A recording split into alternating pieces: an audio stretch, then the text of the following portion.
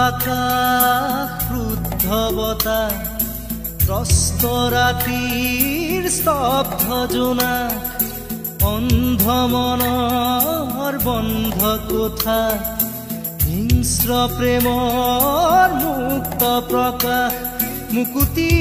আজি দেখো দিশহাৰা হৈ ৰয় দিশে দিশে চলে মাথো মৃত্যুৰ